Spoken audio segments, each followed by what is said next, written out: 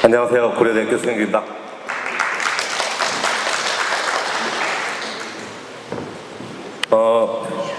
여러분 굉장히 덥죠?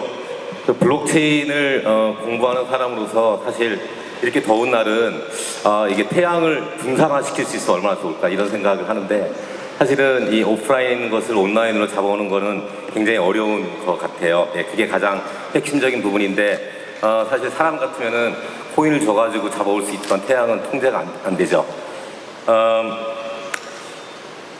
저는 겸임 교수입니다. 그래서 이제 겸임자를 빼는 걸 학교에서 싫어해요.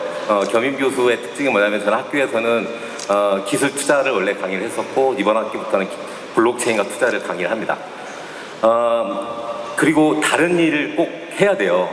겸임 교수는. 그래서 제가 아는 다른 일은 여의도에서 이제 투자 자문사를 가지고 있고 올해 블록체인 일을 하기 위해서 블록체인 투자 연구소를 만들었습니다. 저는 원래 그 펀드 매니저였었어요. 그래서 우정사업본부에 2012년까지 있었는데 2012년도 우정사업본부가 관리를 하던 돈의 규모는 약 140조 원 정도가 되는 돈을 관리하고 있었어요. 그리고 그때 투자 대상이 되는 돈은 약 100조 달러 정도 되는 돈이 이제 전체 투자 대상이었었죠. 근데 이제 크립토 세상으로 오니까 갑자기 그 100조 달러가 이제 300조 원 정도로 줄어들더라고요. 그러니까 시장 규모가 한 300분의 1 정도로 줄어들었어요. 그래서 저는 이제 개인적으로는 블록체인 일을 하면서 꿈이 이 300조를 다시 100조 달러로 만드는 게 제가 갖고 있는 장기적인 꿈입니다.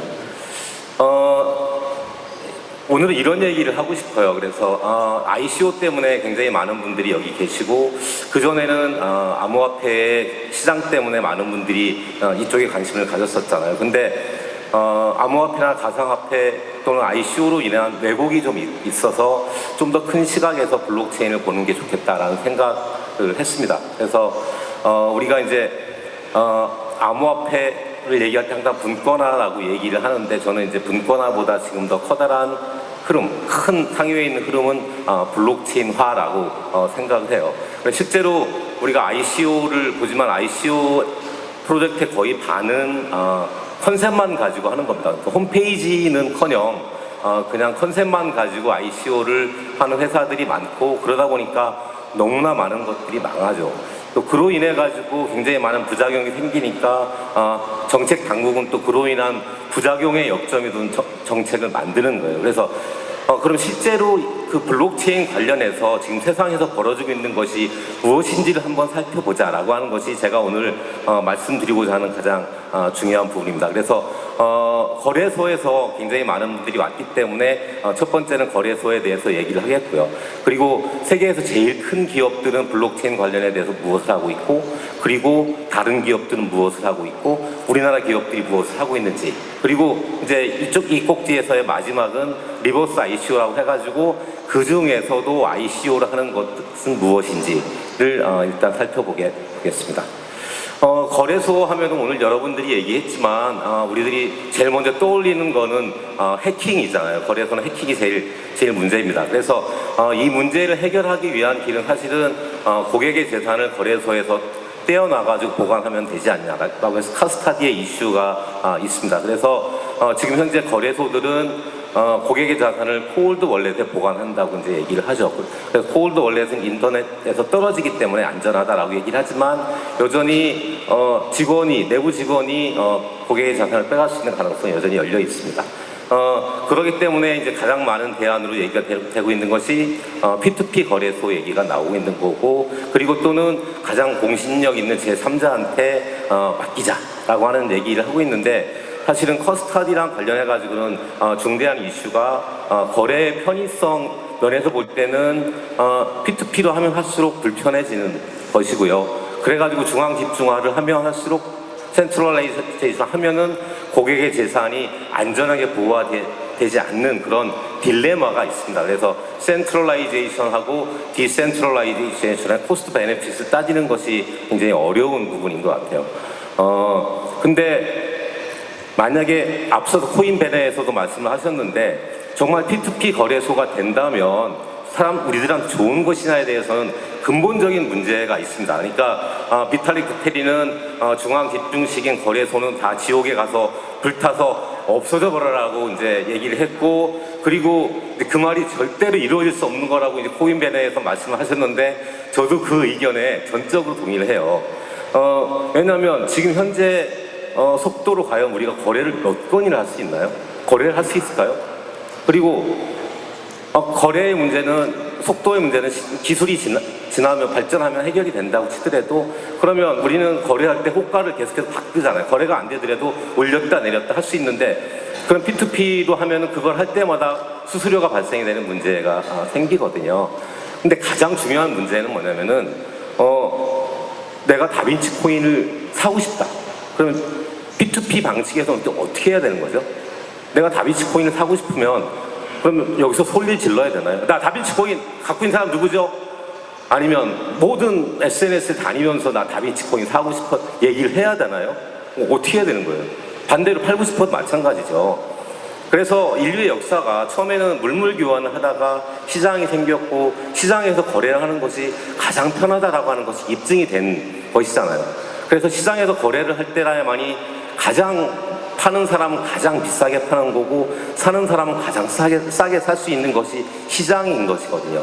그래서 지금도 P2P 거래소가 있고요. 왼쪽에 있는 것이 P2P 거래소들이고, 오른쪽에 있는 게 중앙 집중된 거래소들이에요. 그럼 거래량을 보면은 200배가 중앙 집중화된 데가 많아요. 이게 무엇인가요, 그러면? 사람들이 다 나쁘고 바보고 잘못되는 건가요? 그렇지가 않은 거죠. 당연히 거래소는 중앙 집중화되는 것이 훨씬 더 좋다는 겁니다. 그런데 중앙 집중화된 거래소의 문제는 사실 여기 있습니다. 중앙 집중화된 거래소는 상장을 하는데 돈을 받아요.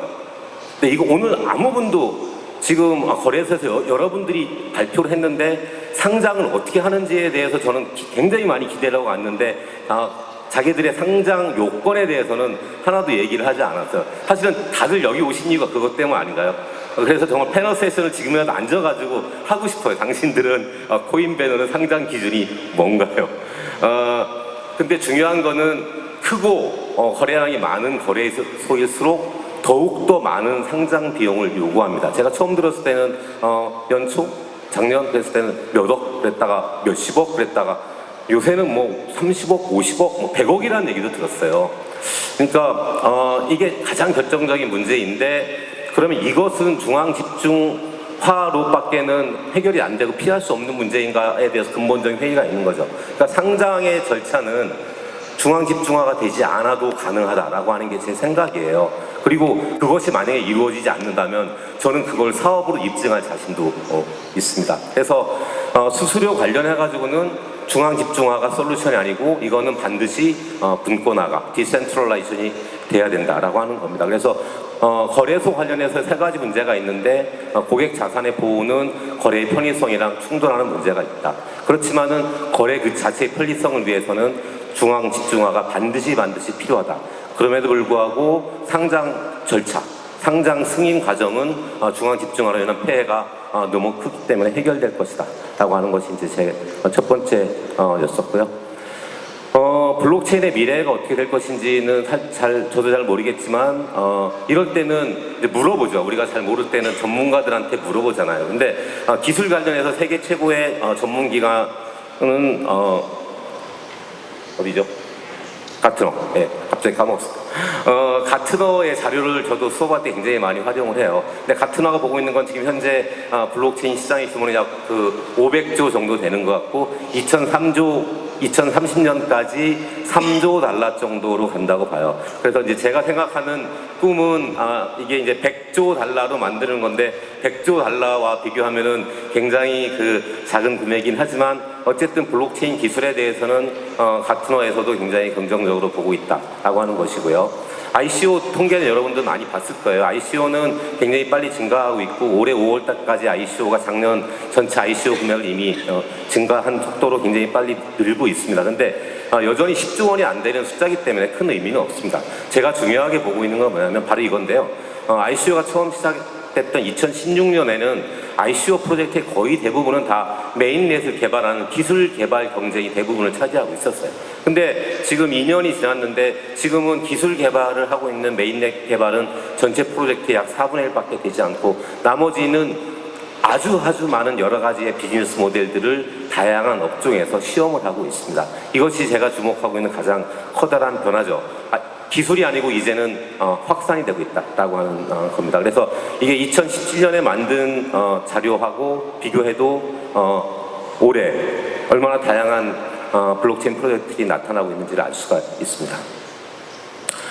벤처 투자도 이제 ICO 투자가 굉장히 중요한 포지션을 차지하고 있음을 보여주고 있는 겁니다. 그래서 제가 오늘 말씀드리고 싶은 거는 이제 ICO에 대한 시각을 좀 더 확장을 해야 된다. 그래서 스타트업만 중심으로 ICO를 봤었다면 스타트업이 아닌 기존의 기업들도 봐야 되고 그리고 ICO가 없는 블록체인도 굉장히 많습니다. 이것까지도 봐야 된다는 걸 말씀을 드리고 싶고 또 한 가지는 전혀 반대로 블록체인을 하고 있는 프로젝트 기업들이 중앙 집중화된 분야로도 진출하고 있는 현상이 있습니다. 이런 모든 거를 다 같이 보고서 이 시장에서 무엇이 벌어지고 있는지를 판단하는 것이 저는 중요하다고 생각을 해요.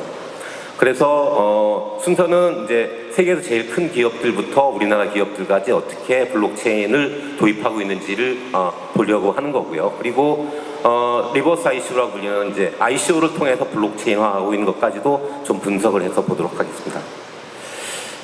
투자자들이에요.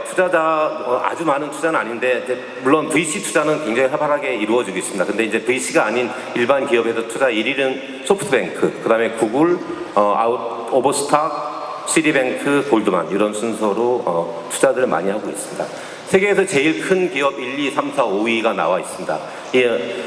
애플이 1위인데, 애플은 사실 굉장히 신비주의적인 그런 기업이에요. 그래서 블록체인에 대해서 무엇을 하고 있는지 알려진 바는 특허를 등록한 거 하나밖에 없습니다. 물론 애플이 아무것도 실제로 안 하고 있을 수도 있고 비밀주의이기 때문에 이제 모를 수도 있죠. 그 다음에 2, 3, 4위를 달리고 있는 아마존, 그 다음에 구글, 마이크로소프트, 이 세 회사는 사실은 전 세계 클라우드 시장을 지배하고 있는 회사들입니다. 그래서 클라우드 서비스의 일환으로 블록체인 서비스를 이미 다 시작을 하고 있고요. 페이스북만이 이제 가장 강력한 블록체인 사업을 하고 있는데 별도로 큰 조직을 만들어서 ICO를 할 거라고 하는 소문도 많이 나고 있습니다. IBM, 오라클 이런 회사들도 이제 똑같이 클라우드 서비스를 하면서 블록체인 서비스를 하고 있고 그래서 블록체인이 클라우드 서비스로 이미 나와 있습니다. 우리가 기존에 있는 하드웨어나 소프트웨어를 사지 않고 큰 회사들이 제공하는 걸 쓰고 있잖아요. 그 중에서 넘버원이 이제 AWS라고 불리는 이제 아마존이고요. 마이크로소프트 굉장히 많은 회사들이 하고 있는데 그 서비스 중에 하나로 이미 블록체인이 들어가고 있어요. 그래서 BAS라고 얘기를 하죠. 블록체인 as a 서비스. 또 다른 자이언트들입니다. 뭐 디즈니, 버라이전, 그 다음에 뭐 소니, 인텔 등등. 디즈니 같은 경우는 이미 드래곤 체인이라고 하는 것을 발표를 했습니다. 그래서 이런 회사들도 다 있고 인텔 같은 경우는 텐센트하고 사물 인터넷 블록체인 비즈니스를 시작을 하고 있습니다. 굉장히 최근에 나온 프로젝트이기 때문에 따왔습니다. 월마트가 9개의 푸드 컴퍼니들이랑 같이 모든 음식을 실시간으로 전 과정을 추적하겠다는 프로젝트입니다. 그래서 2016년도에 시작을 해가지고 2017년도에 시험 서비스를 시작을 했고 지금 이제 테스트가 많이 이루어지고 있습니다. 그래서 목표는 뭐냐면 지금 어떤 푸드에 이상이 생겨가지고 이거를 어디서 됐는지 트래킹 하는데 기존에는 일주일이 걸렸어요. 근데 지금 이제 이 블록체인화를 해가지고 테스트를 하면은 2초 만에 어디에서 문제가 생겼기 때문에 음식이 상했다라고 하는 걸 알 수 있는 서비스입니다. 그래서 IBM이랑 같이 구축을 하고 있고 IBM은 사실 이런 거 말고도 굉장히 많은 성공적인 그 블록체인 서비스의 사례가 있습니다. 미국에는 가파라고 불리는 아까 우리가 처음에 얘기한 구글, 아마존, 페이스북, 마이크로소프트, 애플 이런 이제 가파라고 불리는 큰 기업들이 있다면 중국에는 BAT라고 하는 기업이 있어요. 그래서 바이두, 알리바바, 텐센트가 중국의 가장 대표적인 IT 회사들이에요. 근데 알리바바는 세계에서 블록체인 관련된 기술이 가장 많은 회사입니다. 텐센트는 아까 얘기한 대로 이제 사물 인터넷 관련해서 인텔이랑 사업을 하는 등 하고 있고 바이두도 BAS 아까 얘기한 클라우드 블록체인 서비스를 하고 있어요. 재밌는 거는 증권거래소들이 블록체인 사업을 하고 있습니다. 사진을 안 찍으셔도 블록체인 사업을 하는 사람은 항상 나눌 준비가 되어 있어요. 그래서 주최 측에 얘기를 하시면 제가 이 자료는 항상 다 원본으로 드릴 테니까 사진 안 찍으셔도 돼요. 재밌는 거는 이제 증권거래소들이 기존에 있는 증권거래소들이 암호화폐 거래소로 진출한 사례들이 굉장히 많습니다. 그리고 이제 크라우드 펀딩 하는 회사도 이제 그런 사례가 있고요. 근데 더 재밌는 거는 뒷장에 나오는데 암호화폐 거래소가 기존의 증권 사업을 하는 예가 또 나옵니다. 우리나라 같은 경우는 이제 삼성 SDS, SK CNC, 그 다음에 LG CNS 이런 이제 전통적인 솔루션 회사들이 블록체인 사업을 하고 있습니다. 그 다음에 기존 회사들이 이제 블록체인 관련된 투자나 M&A 한 사례들 있고, 작년에 넥슨이 코빗을 인수해가지고 굉장히 많은 돈을 벌었죠. 넥슨은 유럽에 있는 유럽 최초의 거래소를 인수한다는 소문이 있는데 아직 성사됐는지는 확인되지는 않고 있고, 모제림이라고 하는 회사는 이제 블록체인 솔루션 회사를 인수를 해가지고 의료 관련된 블록체인 사업을 시작을 하고 있습니다. 박스넷도 그렇고요. 이것이 이제 리버스 ICO를 한 장으로 정리한 건데요. 사실 이거보다 사례는 너무너무 많습니다. 근데 제일 잘 알려진 사례는 맨 아랫줄에 있는 거죠. 그래서 SNS 커뮤니티인데 텔레그램이 이미 2조 원을 모았죠. 사실 무엇을 할 것인지에 대해서는 정확히 얘기를 하지 않은 상태에서 ICO를 통해 가지고 2조 원을 모았습니다. 페이스북은 아까 얘기한 대로고요. 그 다음에 우리나라 라인이나 카카오는 ICO 한다고 했다가 이제 감독 당국한테 되게 혼나고 나서 일단 조직만 만들어 놓은 상태지만, 하시라도 저는 텔레그램 같은 모델로 갈 수 있을 거라고 생각하고, 기프토 요즘 굉장히 잘 나가고 있는 프로젝트죠. 분야별로는 금융, 데이터 같은 경우는 잘 아시지만 아까 말한 제일 처음에 태양을 어떻게 쪼갤까? 태양은 쪼갤 수 없지만 많은 사람들이 갖고 있는 건 코인을 주면 주잖아요. 그래서 데이터 관련된 분야가 데이터를 수집하기도 좋고 데이터를 모으기도 좋고, 그래서 이제 데이터 분야 많고, 유통 분야, 숙박, 음식, 보안, 엔터테인먼트, 헬스, 마일리지 서비스 많은 항공사들이 도입을 하고 있죠. 그런데 이제 반대 현상이 벌어지고 있는 겁니다. 반대 현상은 블록체인 회사들이 이제 증권업에 진출을 하고 있는 거예요. 그래서 토큰페이가 이건 은행이에요, 그죠? 토큰페이가 은행의 지분 10%를 투자를 했고요. 바이낸스는 몰타에 은행을 설립한다고 얘기를 했어요. 코인베이스는 미국에서 승인이 났죠. 코인베이스는 미국의 증권거래 허가를 얻었습니다. 업홀드도 마찬가지로 미국의 증권 브로커지 라이선스를 얻었어요. 그러니까 블록체인 기업들이 디센트럴라이제이션에 만족하지 않고 왜 중앙 집중화된 비즈니스를 하는 걸까요? 큰 의문이 있죠. 제가 생각하는 건 그렇습니다. 제가 블록체인 관련된 일을 하면서 업계에 있는 사람들을 만나면 디센트럴라이제이션이 거의 신격화되어 있는 이데올로기예요. 그러니까 센트럴라이제이션이 되어 있는 모든 거는 다 배경하고 모든 거 다 나쁘고 모든 거 부정을 하고 있어요. 근데 마치 신 같은 거죠. 디센트럴라이제이션. 근데 그게 맞는 걸까요? 저는 거기에 지금 의문을 제기하고자 합니다. 그래서 지금 실제로 벌어지고 있는 거는, 기존에 있는 중앙 집중화된 기업들은 분산화를 탈중앙화를 시도하고 있고, 블록체인들은 또 거꾸로 일부는 중앙 집중화를 시도하고 있다는 것이 여러 군데에서 나타나고 있죠. 제가 앞서서 얘기했지만 중앙 집중화된 기업이 블록체인 사업을 하고 있고, 그 다음에 프라이빗 체인이라고 불리는 많은 모델들 제가 아까 얘기를 했었고, 클라우드 서비스를 얘기를 했었고, 투자와 M&A를 하고 있고, 리버스 ICO가 벌어지고 있잖아요. 반대로 디센트럴라이즈된 그런 블록체인들도 투자를 하고 있고 M&A도 할 거로 생각이 되고, 암호화폐 거래소 같은 경우는 사실은 블록체인 비즈니스는 사실상 중앙 집중화에 가까운 비즈니스를 하고 있는 거죠. 그리고 이런 그 돈을 많이 모은 그 블록체인 엔티티들이, 그게 회사가 됐건 아니면 파운데이션이 됐건 뭐가 됐든지 간에, 저는 앞으로 굉장히 많은 투자나 M&A를 통해 가지고 오히려 중앙 집중화된 기업을 인수하는 그런 일이 생길 거라고 생각이 돼요. 제 개인적인 얘기를 잠깐 하자면, 저는 두 번째 꿈이 있는데, 첫 번째 꿈은 아까 100조 달러 말씀드렸고, 두 번째 꿈은 서울을 세계 블록체인의 수도로 만드는 게 제가 제 꿈입니다. 그래서 올해 12월 달에 지금까지 없었던 아주 새로운 블록체인 컨퍼런스를 제가 만든다. 그래서 이 행사는 경영자, 투자자, 기술자를 다 초대해서 자체적으로 에코시스템이 형성이 되고, 레이아웃을 보였는데 약 200개 정도의 글로벌 프로젝트를 초대를 해서 여러분들이 상상할 수 없는 공간 디자인으로 여러분들한테 재밌고 유익한 정보를 제공할 계획이고요.